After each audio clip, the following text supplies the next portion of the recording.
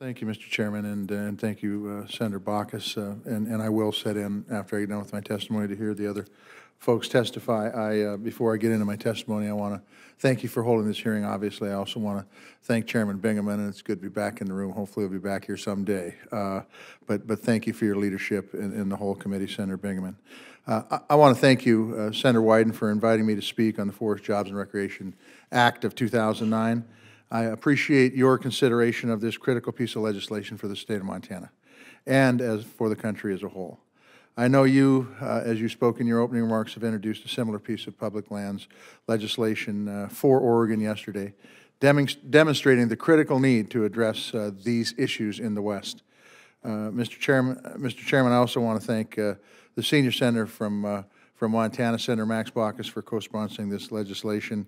I want to thank the Forest Service and the folks on this committee for working with me and my staff on this bill, and I look forward to continuing those efforts.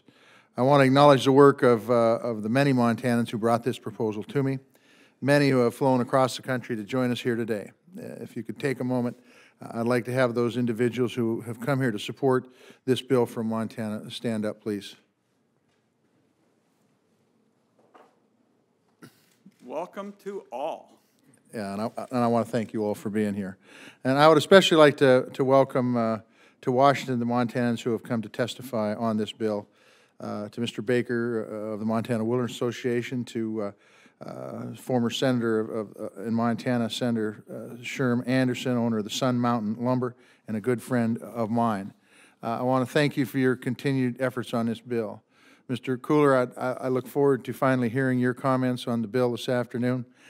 Commissioner McGinley, although I've addressed many of the Beaverhead County concerns while drafting this bill, I understand that you may still have some concerns, and I appreciate you sharing them with us today. I would like to thank Governor Schweitzer and the many counties who have also submitted testimony for the record and have supported this initiative.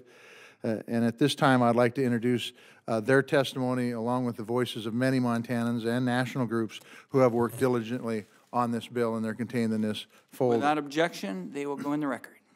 And I want to once again thank Senator Baucus for his co-sponsorship and his support in this effort. His tenure in this body means a lot, and he's helped me a lot through this process, and I just want to make my appreciation for that known to the senior senator from Montana.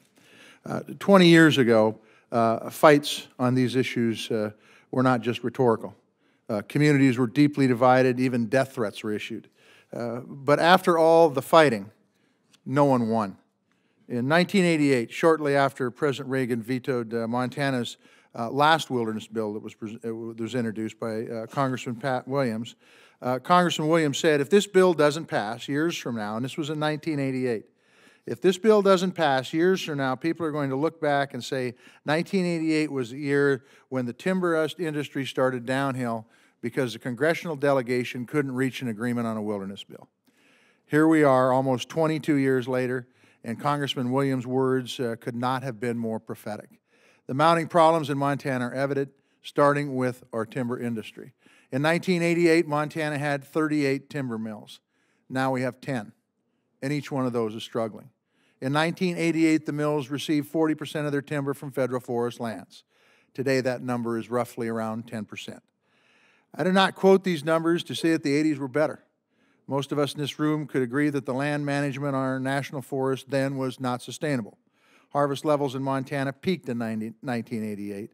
That forced the pendulum to swing to where we are now, which is also not sustainable. But as we face greater and greater climatic effects, such as drought and pine beetle and forest products infrastructure, it becomes greater and greater importance that our forest infrastructure stays put. We cannot afford to lose these people who know how to manage the forest and who know how to work the woods. We need their skills to restore our forests, to protect clean water that flows from them, and protect our communities from wildfire.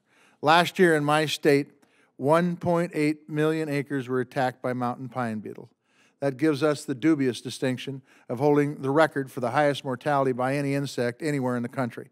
I saw it firsthand when I flew over the Beaverhead Deer Lodge Forest recently. It was a sea of red, pushing 750,000 acres, and you'll have to excuse me, but are those pictures up? No, they're not, but that's okay. We'll get them to you. It is absolutely incredible to see it. Red, dead trees. Bug kill is not the only unprecedented effect on the landscape. Wildfires are burning bigger, hotter, and more often. Nationwide, from 1960 to 1999, an average of 3.6 million acres burned annually. Since the new millennium, that number has almost doubled to more than 6 million acres annually. And it isn't just acres burned that pose a danger. It is the financial cost to our communities. The Forest Service has spent an average of $3 billion a year on forest fires since 2000, almost double what it spent last century. The face of our forest is changing, and how we manage our forests must change too. I'm proud to say that not only do Montanans understand this, they are asking us to do something about it, and that is why they asked me to carry this legislation. I want to be clear. This legislation was made in Montana by Montanans about 5 years ago. After years of yelling at each other over the forest, people finally started talking to one another. They realized when they started having these conversations that they had more in common than they ever imagined. And that's how 3 collaborative efforts in 3 different places of the state of Montana began. In the southwestern part of Montana, we had a collaborative effort on the Beaverhead Deer Lodge National Forest. In the Blackfoot River country of the Seeley District, on the Lolo National Forest, another collaborative effort. And finally, in the far northwestern corner of the state in the Yak, on the Three Rivers District of the Kootenai National Forest. Each group, independently, came up with proposals that were similar, each one to address the great need to manage and restore our forest. Each attempted to resolve motorized and non-motorized conflicts on recreation lands, and all made recommendations on designated wilderness. They each approached me with their proposals shortly after I came to the United States Senate and asked me to carry their legislation. I looked closely at all 3 proposals because they were very similar. I rolled them into one piece of legislation, honoring what each group brought me while incorporating the views of even more Montanans. Mr. Chairman, I believe this new approach, looking at the entire forest to determine what use is appropriate and where, is the right approach for our national lands in Montana. And like Secretary Vilsack, I also firmly believe working together is a key to success in forest management. The Secretary outlined his goals for the Forest Service earlier this year. He said that collaboration, stewardship, and restoration are critical tools to preserving our national forests. He said, and I quote, "Given the threats that our forests face today, Americans must move away from polarization. We must work towards a shared vision, a vision that conserves our forests and the vital resources important to our survival while wisely respecting the need for a forest economy that creates jobs and vibrant rural communities." Ladies and gentlemen, I'm here to tell you that is exactly what Senate Bill 1470 aims to do. First, this bill aims to shift forest management away from timber volume towards forest health by directing the Forest Service to kick off landscape-level stewardship projects once a year, each year, in each of the 3 places. There is a reason that this bill avoids mandates on board feet and instead directs the number and size of landscape-level projects. We're less interested in numbers and more interested in a holistic approach to thinking about the landscape. This means that the goal is not just the wood taken from the land, it is also the stewardship. Second, the bill recognized that the forest should provide places to play by designating over 300,000 acres of recreation land. And lastly, the bill designates 677,000 acres of wilderness, the first such designation in Montana in more than 25 years. It resolves outstanding wilderness study areas on Forest Service and Bureau of Land Management ground by designating some and releasing others. It adds to our treasured landscapes like the Bob Marshall Wilderness, the Anaconda-Pintler Wilderness, and for the first time it would designate some land in the Yak Valley as wilderness. I suppose some of the bill's critics will seize on the acreage numbers for mechanical treatment and the sheer size of the landscape projects. They will use historic numbers to paint a picture of forest devastation. But these historic records don't fully inform the discussion. They show numbers of acres harvested for commercial saw logs. They are numbers of board feet removed. I think we need to talk about acres treated, acres restored. The forest management in this bill doesn't quite wedge into the columns of the old spreadsheets. We cannot compare the old ways of yesteryear with the path that we're forging today. Mr. Chairman, I'm aware this bill will continue to be refined, and I welcome that discussion. Through open houses, my website, and phone calls, I have heard from literally thousands of Montanans on this bill, and they've made some good suggestions. Let me give you a few examples. For the recreation areas, I intend to clarify that snowmobilers not only have access to the routes and trails they use today, but also to the overland areas that they use today.